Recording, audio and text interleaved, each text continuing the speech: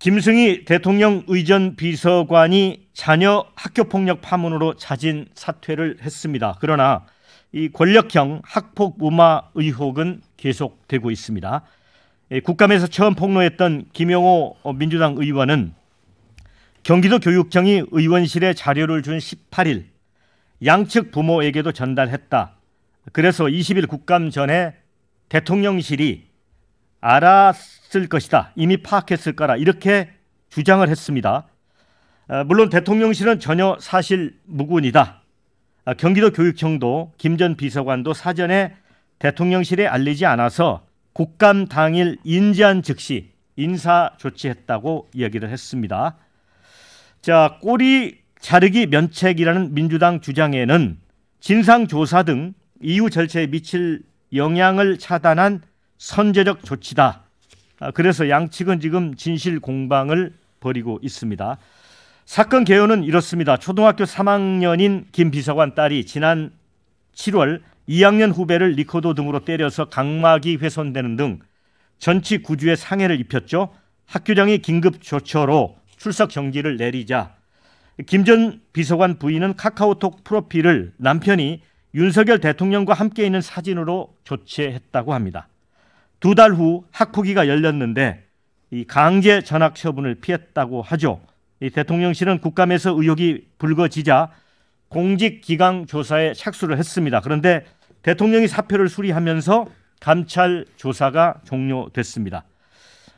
별정직 공무원은 감찰 중에도 사표가 수리하다는 게 대통령실 입장인데 과연 사표부터 받는 게 온당한지 이 대통령의 순방 뉴스가 이걸로 덮이기 전 꼬리 자르기를 했다는 게 이제 야당의 주장인데 네 분께서는 어떻게들 보시는지 궁금합니다. 먼저 박원석 의원님. 어쨌든 대통령실 입장에서는 악재죠. 그러니까 서둘러 이슈를 덮어야 될 필요를 느꼈을 거고, 그래서 이례적으로 이게 국감에서 질의가 이루어지고 사안이 알려진 지 수시간 만에 어쨌든 사의까지 다 정리를 해버린 것 같아요. 더군다나 이제 의전비서관을 맡고 있다 보니까 대통령 해외 순방의 핵심 실무자인데 네. 핵심 실무자가 이제 이런 일로 인해서 구설에 오르게 되면 순방 이슈가 다 이걸로 덮일 가능성도 있잖아요. 그래서 이제 빠르게 처리를 한 것 같고, 그리고 스토리 자체가 좀 충격적입니다. 초등학교 3학년인데 전치 9주. 그러니까 사실은 초등학교에서 학교 폭력은 진단서도 잘 안 나오는 게 보통이라 그러는데 이건 뭐 중학교 3학년이라도 믿기 어려운 그런 이제 학폭이 일어나가지고 요즘에 이제 학폭 이슈가 굉장히 여론에 예민해요. 이거 잘못 처리했다가 정순신 국가수사본부장 뭐 오명은 오명대로 쓰고 낙마했고, 또 이동관 방통위원장도 사실은 클리어된 건 아니죠. 여전히 논란이 있습니다. 그러니까 이 정부의 그 고위공직 후보자들의 잇따른 자녀 학폭 논란, 이게 이어지는 것도 달갑지 않았을 거고, 그래서 저는 조기에 봉합했다고 보는데 야당에서는 당연히 저는 뭐 꼬리 자르기라는 문제제기 나올 수밖에 없고요. 또 이제 그 김승희 씨 부인이나 이런 분의 처신을 보면 이걸 이제 권력의 위세를 내세워 가지고 조금 축소하거나 은폐하려던 의도가 있었던 것 같아요. 카톡 프로필 사진을 출석 전지 당일날 바꾼다든지, 또 교육청의 최종 징계 내용도 학폭의 정도에 비해서는 좀 납득하기가 어려워요. 물론 이게 강제 전학이나 이런 건 굉장히 중징계이기 때문에 웬만해서는 안 나온다고는 하는데, 전문가들 얘기를 들어보면 그래도 이 정도 사안이면 그 정도의 가해자와 피해자 분리는 있어야 되는 거 아닌가? 이게 이제 상식적 판단인데, 그 과정에서 어떤 권력의 위력이 동원되는지 이런 거 당연히 야당에서는 따져보자고 나올 수밖에 없는 거죠. 근데 학년 차이가 나는데 그 강제 전학 조치를 취하지 않고 학급을 바꾸는 조치를 취했다는 것도 논란이잖아요. 그게 의미가 별로 없죠. 저는 깜짝 놀란 게 말씀하신 대로 9살 초등학교 3학년 여학생, 어린 여자아이죠. 우리말로 하면 여자아이가 뭐 2학년 7살이에요. 9살이 7살 때렸는데 전치 9주가 나왔다.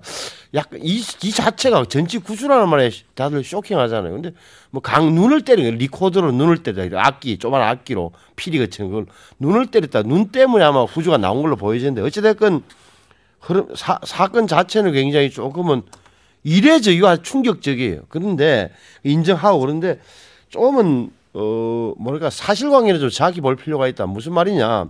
이 부분은 대통령실에 만약에 김승희 비서관이 대통령실에 우리 딸이 학폭 때문에 문제가 생겼습니다라고 보고하지 않으면 대통령실에서는 알 수가 없는 구조 아니겠어요? 그러니까 다시 한번 경기도교육청에서 대통령실 비서관이 자녀가 학폭에 연루됐습니다라고 또 그것도 보고하지 않아요. 알려주지 않아요. 통보하지 않는 이상. 그러니까 두 가지. 김성희가 보고하지 않았거나 경기도 교육청이 대통령실에 알려주지 않으면 통보하지 않으면 대통령실에서는 모르는 이야기예요. 이분은 또 인정해 줘야 돼요. 사실관계로. 그러면 이제 그냥 남는 거는 이제 알았다. 그날 당일날 야당 의원이 문제제기 이렇게 한답니다라고 나왔겠죠. 그러면 자를 것이냐 말을 것이냐. 당연히 잘라야 되는 거죠. 안 자르면 야당에서는 더 난리 칠 거 아니에요. 왜 안 자르냐? 왜 안 자르냐고. 그거는 뭐 그걸 이렇게 되기 때문에 저는 앞부분 그냥 사건의 심각성 충격과 더불어서 사실관계를 명확히 하는 게 필요하다. 다시 말하면 이 문제는 국회 운영위에서 대통령실을 상대로 따질 게 아니고 사실은 교육위원회에서 경기도 교육청하고 성남교육지원청을 상대로 해서 왜 늦게 학폭위가 열렸는지 이 과정에서 혹여나 대통령실에 근무한다는 아버지 가해자의 아버지와 이런 걸 다 고려한 것은 아닌지 그렇게 듣는 게 저는 더 중요하다고 봐요.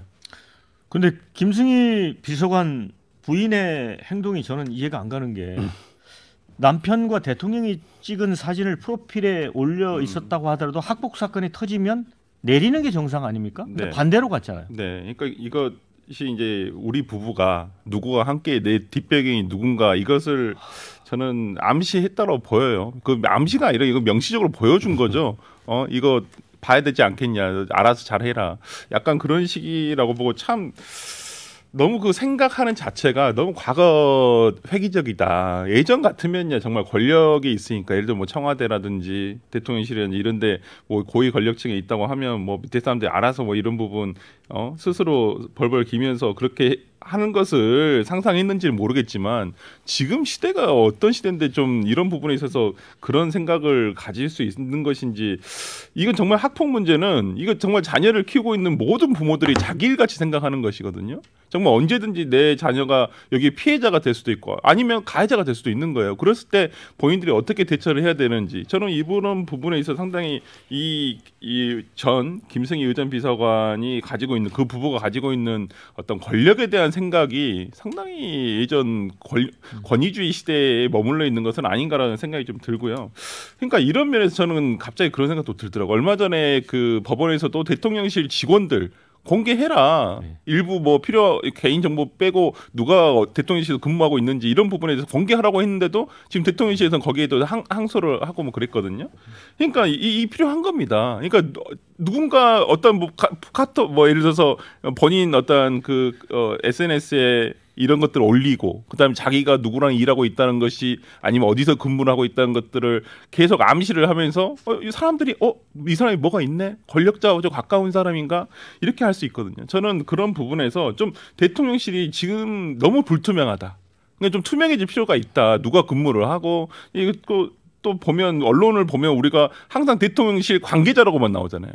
언론 보도에 누구의 관계자에 따르면 아니면 핵심 관계자에 따르면 이런 식으로 나올 게 아니라 이름을 밝히고 저는 어떤 본인의 의사표명을 하는 것이 맞지. 저는 지금과 같이 저는 다만 이 김 전 비서관에 대한 문제뿐만 아니라 지금 대통령실 전반적으로도 지금 국민들이 느끼고 있는 것은 상당히 불투명하고 또 거기 안에서 이루어지고 있는 것들이 과연 이제까지 국민들이 생각하는 대통령실의 어떤 운영의 모습인가. 그렇다 또 연결 쭉 가면 김건희 여사까지 안 갈 수가 없어요. 사람들이 생각하는 것은 또 그 김 전 비서관을 저는 추천을 한 게 어떤 경로로 추천이 됐는지 모르겠지만은 뭐 김건희 여사 관련성이 없다고 볼 수는 없거든요. 저는 그런 부분에서 뭐 제2부속실을 안 만들면서도 지금 계속 김건희 여사가 지금 대통령실에서 어떤 활동을 하는 부분 사임이 그러니까 정말 개인임에도 불구하고 오히려 어느 누구의 권력자보다 더 강한 권력을 휘두르고 있는 것은 아닌가라는 국민들 우려가 있기 때문에 저는 이런 일들이 지금 계속 벌어지고 있다고 생각하기 때문에 저는 이러한 부분에 대해서 좀 대통령실뿐만 아니라 김건희 여사의 제2부속실까지도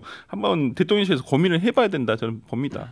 근데 부인이 부적절한 처신이 또 있는 게 이걸 또 사랑의 매라고 이렇게 얘기를 했다 그래요. 진인규 대표.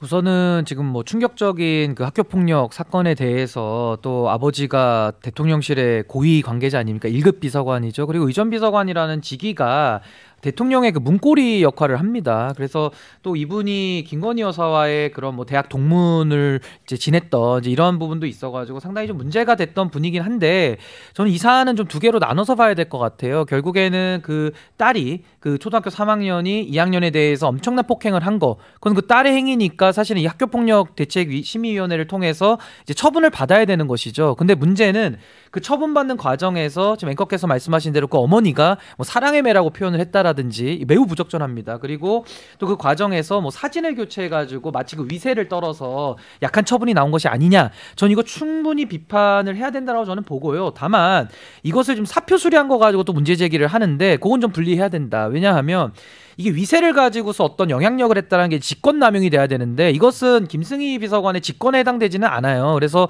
그 영향력을 가지고서 학폭위 심의 업무를 방해했을 가능성은 별도로 그거는 법적으로 논해야 되고요. 저도 학폭 그 대책심의위원회 변호사들이 소위원회를 많이 참여하거든요. 저희가 가서 이제 소위원장을 하는데 하다 보면 위원들이 다 합의제로 합니다. 결국 합의해가지고 점수를 내고 보통은 피해자 중심으로 사고하지는 않고 그 가해자가 학생이라는 것 때문에 많이 좀 선처해주는 경우가 많아요. 그래서 전 이것이 좀 엄벌에 처해야 될 사안인데 초등학교 3학년이라는 이유만으로 좀 많이 봐주게 한 거 아니냐, 저 이런 생각이 들거든요. 그래서 저는 그 사표 수리한 부분에 대해서는 대통령실이 보궐선거 참패 이후에 그래도 국민들의 좀 여론을 좀 의식한 거 아니냐, 전 그렇게 생각합니다.